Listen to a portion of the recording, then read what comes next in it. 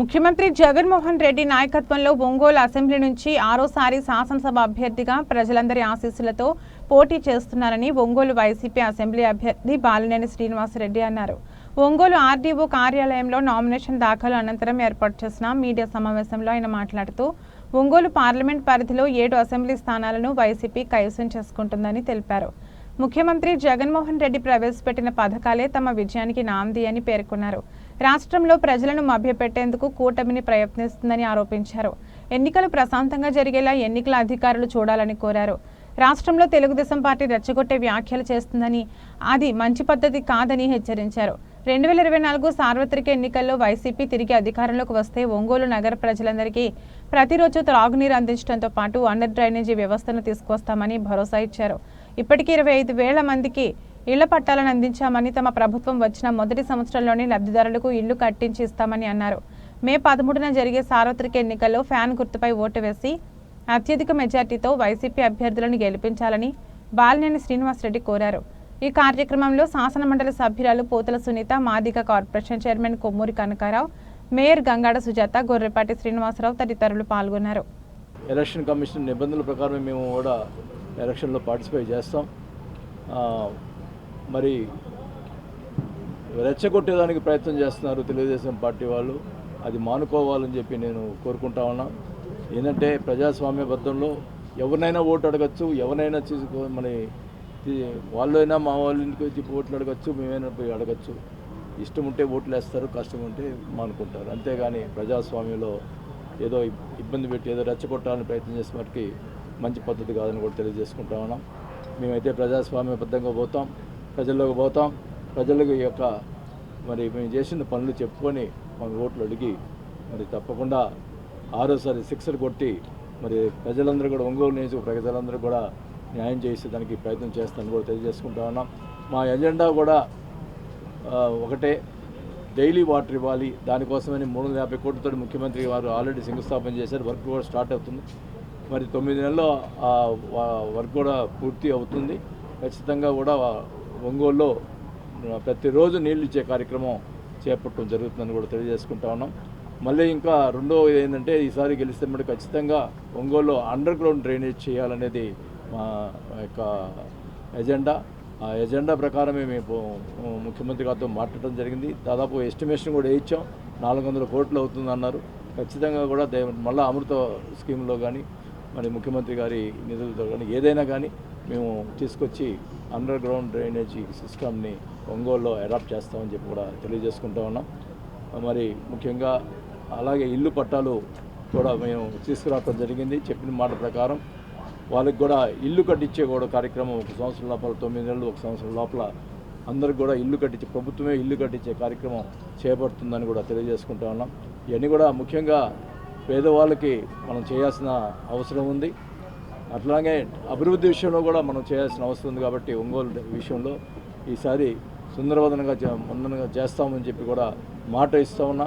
ఎందుకంటే నేను చివరిసారి పోటీ చేసి ఒంగోలు మంచి చేకూర్చాలనే దృఢ సంకల్పంతో ఉన్నామని కూడా తెలియజేసుకుంటూ మరి అందరూ కూడా ప్రతి ఒక్కరు కూడా అప్పీల్ చేసుకుంటా ఉన్నాం. ఒంగోలు నియోజక ప్రజలందరూ కూడా మీరు దయచేసి వైఎస్ఆర్ పార్టీకి నాకు ఫ్యాన్ గుర్తుకే ఓటేసి గెలిపిస్తే తప్పకుండా ఒంగోలు ప్రజలు రుణం తీర్చుకుంటారని చెప్పి కూడా తెలియజేసుకుంటూ మరి అందరూ కూడా ఈరోజు ఈ ర్యాలీలో మన ఈ నామినేషన్కి సంబంధించిన ర్యాలీలో పార్టిసిపేట్ చేసినటువంటి కార్యకర్తలు, నాయకులకి మరి ఒంగోలు ప్రజలకి అందరికీ కూడా చేతులెత్తి నమస్కారాలు తెలియజేసుకుంటూ ఈ ర్యాలీ సక్సెస్ చేసినందుకు వారికి ధన్యవాదాలు తెలుపుకుంటూ, అలాగే ఎలక్షన్స్లో కూడా సక్సెస్ చేయాలని చెప్పి కూడా ప్రతి ఒక్కరిని కోరుకుంటూ సెలవు తీసుకుంటాం. మరి అన్న ఈ నియోజకవర్గంలో దాదాపు 5 సార్లు ఎమ్మెల్యేగా, ఇక్కడ ప్రజల అభిమానంతో, ప్రజల ఆశీస్సులతో 5 సార్లు ఎమ్మెల్యేగా గెలవడం ఇది 6వసారి.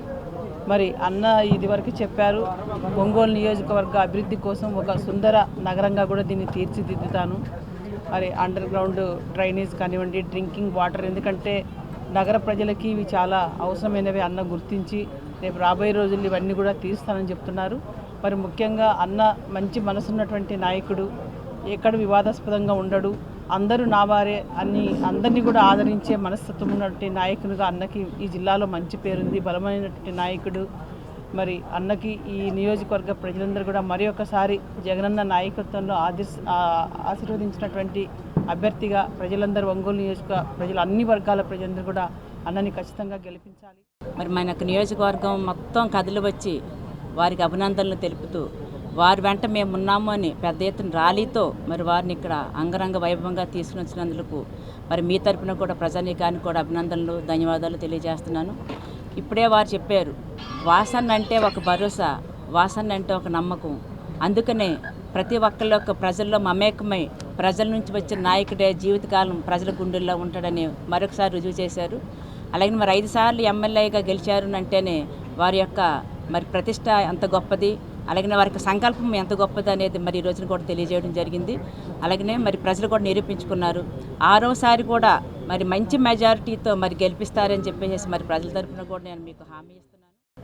ఎమ్మెల్యేగా గెలిచి 6వసారి సిక్సర్ కొట్టేదానికి వస్తున్నటువంటి మా నాయకుడు ఒంగోలు శాసనసభ్యులు బాలినేని శ్రీనివాసరెడ్డి గారికి ఇక్కడ విచ్చేసినటువంటి పాత్రికేయులందరికీ కూడా నమస్కారం చేస్తున్నా. ముఖ్యంగా ఈరోజు ఒంగోలు అభివృద్ధి చేయాలంటే ఏదైనా మాట మీద నిలబడేటువంటి వ్యక్తి చెప్పింది చేస్తా అని చెప్పి ఈరోజు తన రాజకీయ జీవితాన్నే పణంగా పెట్టి పేద ప్రజల కోసం, ఇంటి స్థలాల కోసం ఈరోజు సాధించినటువంటి వ్యక్తి మన బాలినేని శ్రీనివాసరెడ్డి గారు.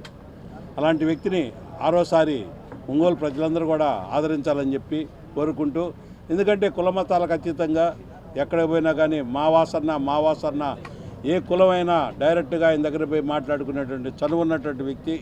ఈరోజు రాష్ట్రం మొత్తంలో కూడా ఈ రాష్ట్ర ముఖ్యమంత్రి గారే ఆయన్ని స్వయంగా సౌమ్యుడు అని చెప్పి కితాబిచ్చినటువంటి వ్యక్తి.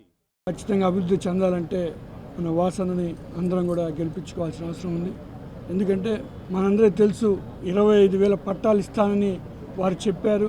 చెప్పినట్టే దాన్ని సాధించే వరకు కూడా వారు పట్టుబట్టి సాధించారు. అదేవిధంగా వాళ్ళ ఒంగోలుకి డ్రైనేజ్ కానీ అభివృద్ధి చెందాలన్నా ఖచ్చితంగా వాసనని గెలిపించాల్సిన అవసరం ఉంది.